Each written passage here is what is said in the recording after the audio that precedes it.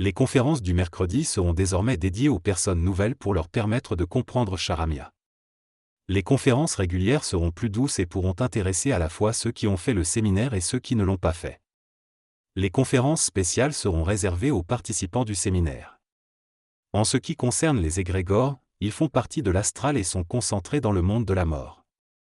Ils produisent des vapeurs d'énergie supplémentaires, des vapeurs de guerre, entre autres, qui influencent le monde de la mort et peuvent induire une synergie planétaire vers une apocalypse. Il existe également des vapeurs astrales qui manipulent les humains, provoquant des états dépressifs ou irritables. Il y a un drainage d'énergie dans chaque individu qui évolue par des canaux séraphiques et nous sommes présentement dans une phase de drainage énergétique dépressive. Les égos des personnes conscientisées ainsi que ceux de nombreux individus sur la planète sont affectés. La phase culminante aura lieu en décembre. Selon cette synthèse, il est évoqué le fait que certaines énergies, appelées égrégores, manipulent les humains. Il est prédit qu'il y aura un renforcement de ces égrégores entre 1990 et 2000, mais également une désintégration de certains d'entre eux.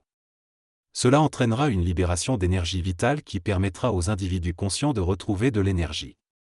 Cependant, cela va également générer des déferlements d'énergie astrale et psychologique qui pourront être captés par différentes catégories d'individus, notamment ceux enclins à la guerre, les personnes en état de dépression, etc. Cette situation pourrait entraîner des dépressions nouvelles et des actes de violence.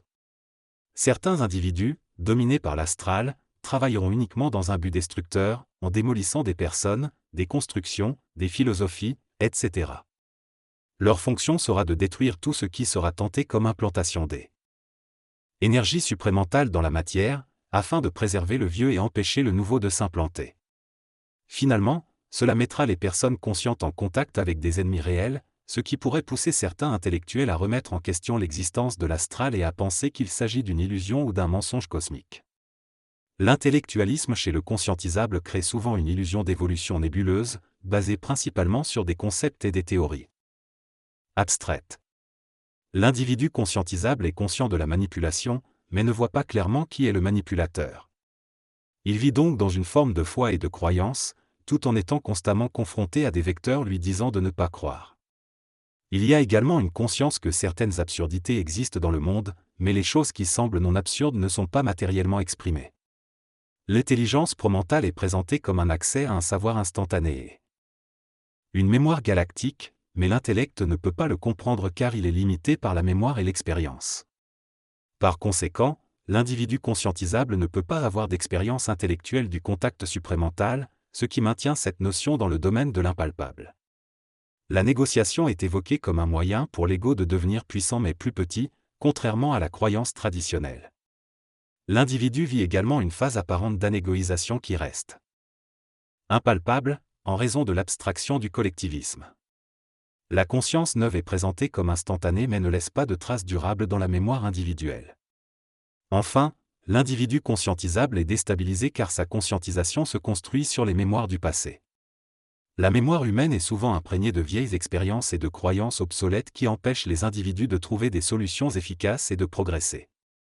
En respirant l'atmosphère, nous absorbons également une vapeur astrale contenant des résidus du passé.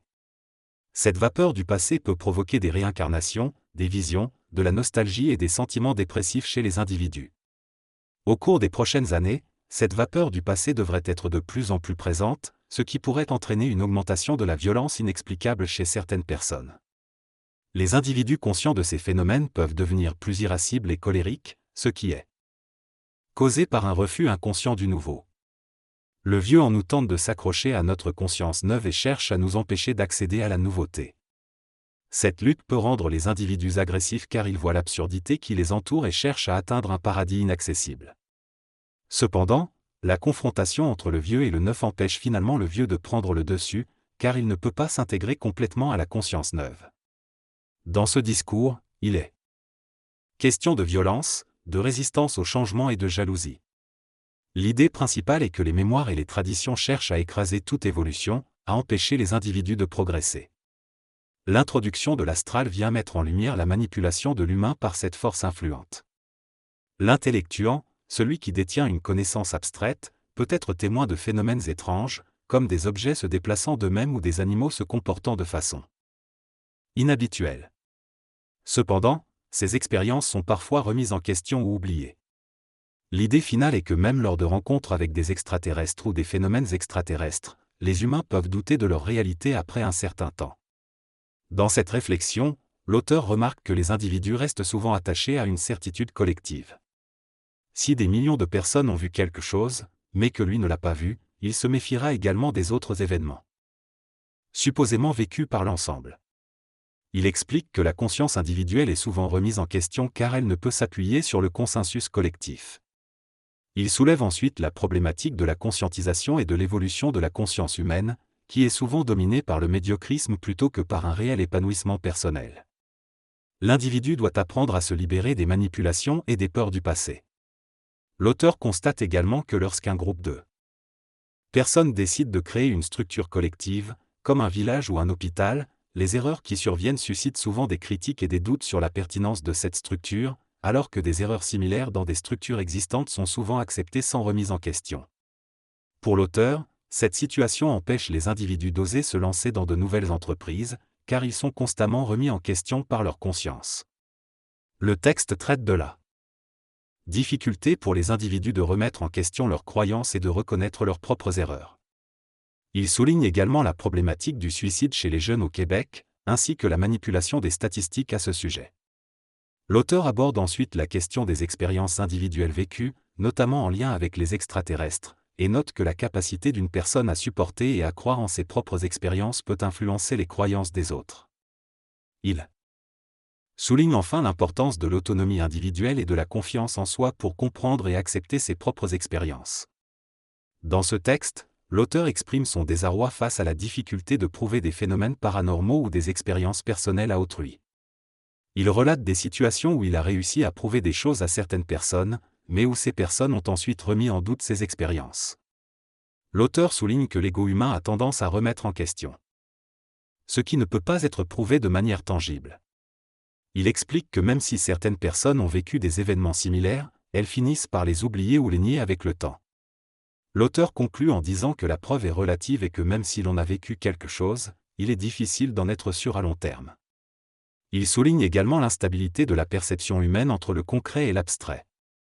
Dans ce texte, l'auteur réfléchit sur l'idée de devenir maître de soi-même et de manipuler les autres. Il mentionne que certains individus ont un égrégore, c'est-à-dire un ensemble de mémoires et d'émotions, qui se forment après leur mort. Il parle également de la relation entre un maître spirituel et ses disciples, soulignant que si le maître manipule les gens pour leur donner ce qu'ils veulent, il perd son pouvoir dès qu'il ne leur donne plus satisfaction.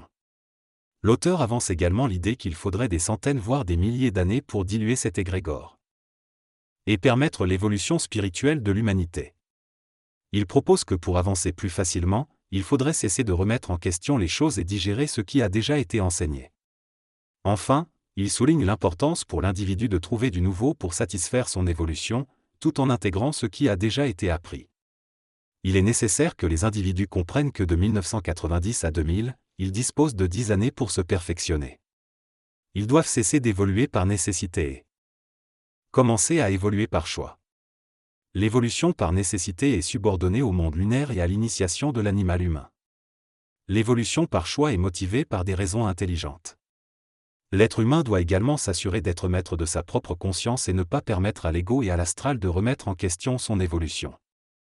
Il est important de se créer une cosmogonie complète pour comprendre et résumer son cheminement évolutif. Ce cheminement doit être clair et concret. De donner du sens à la théorie abstraite.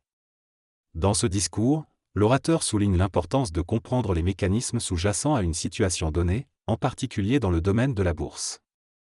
Il insiste sur le fait que l'individu doit cesser de remettre en question et établir un cheminement clair pour avancer. Il mentionne également l'importance de travailler sur soi-même pour développer une stabilité intellectuelle et un ego sécurisé. L'orateur propose de créer une cosmogonie. Une étude de la relation entre les mots, pour permettre une meilleure compréhension et une évolution personnelle. Dans ce discours, il est expliqué que chaque marche de la vie représente une étape dans notre évolution. Une cosmogonie est une hiérarchisation des marches, tandis qu'une cosmosophie est la capacité à percevoir l'ensemble de l'évolution. L'auteur compare cette progression à monter des marches, où chaque nouvelle marche révèle de nouveaux concepts et perspectives. Il souligne que Beaucoup de gens voient l'avenir mais restent frustrés car ils n'ont pas encore atteint les niveaux supérieurs. Il est important d'avoir une cosmogonie précise pour ne pas perdre de temps à remettre continuellement en question notre évolution. L'auteur propose de vérifier certains concepts de base tels que l'existence de l'ego, notre capacité à être manipulé et l'impact des émotions sur notre corps physique. Enfin, il mentionne que cette théorie permet d'expliquer les événements passés et actuels ainsi que la psychologie humaine.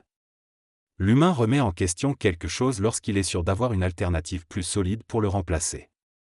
Actuellement, cette remise en question est due à son instabilité plutôt qu'à sa solidité. Il est donc prévu de faire une petite pause dans ce processus de remise en question, puis de continuer.